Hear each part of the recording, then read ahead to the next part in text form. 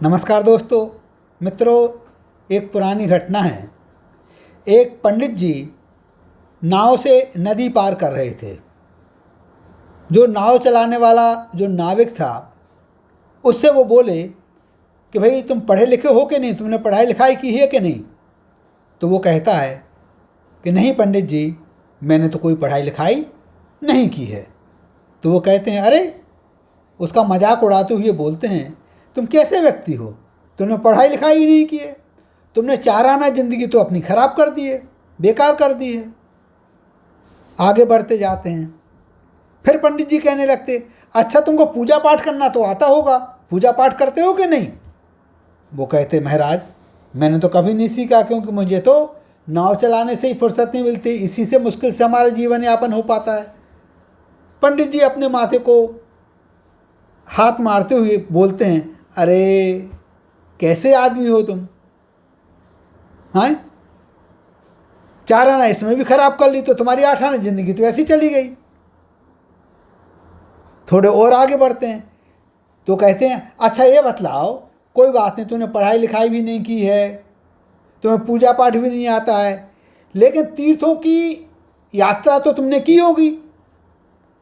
तो वो कहता है, महाराज अभी हमने आपको बताया है कि हमारे लिए टाइम ही नहीं मिलता है, समय ही नहीं मिलता है।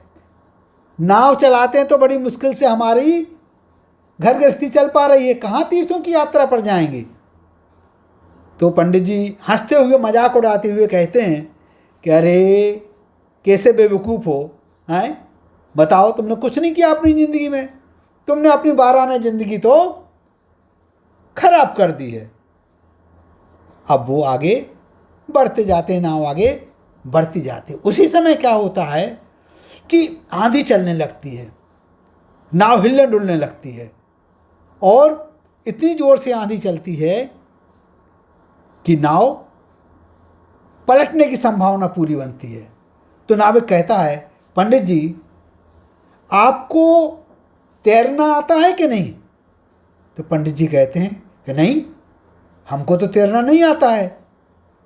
तो नाविक कहता है कि पंडित जी यदि आपको तैरना नहीं आता है तो आप तो डूब जाएंगे, क्योंकि जिस तरह की आंधी चल रही है तो आपकी तो 16 आना ज़िंदगी खराब हो जाएगी। अब पंडित जी घबरा जाते हैं। इतने में ही बहुत ज़ोर से आंधी आती है और नाव पलट जाती है। नाविक और पंडित जी दोनों ही नदी में गिर जाते हैं। पंडित जी डूबने लगते हैं, लेकिन जो नाविक है वो देखता है कि नहीं नहीं, पंडित जी डूब रहे हैं, मुझे इनको बचाना है। तो खुद भी वो बचता है और पंडित जी को बचा करके अपनी पीठ पर लाद करके उनको खींच करके नदी से बाहर लाता है।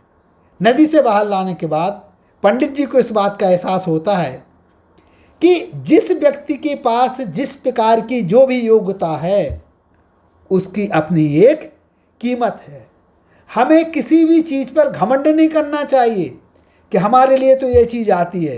अरे सामने वाला भले ही पढ़ा लिखा नहीं है, उसकी बहुत बड़ी योग्यता नहीं है, लेकिन उसके पास कोई एक ऐसा हुनर हो सकता है जो आपके जीवन को बचा सकता है। तो मित्रों, हर किसी के कार्य की इज्जत कीजिए, हर किसी की इज्जत कीजिए, उसी से हमारी इज्जत है। नमस्कार, जय हिंद, जय भारत।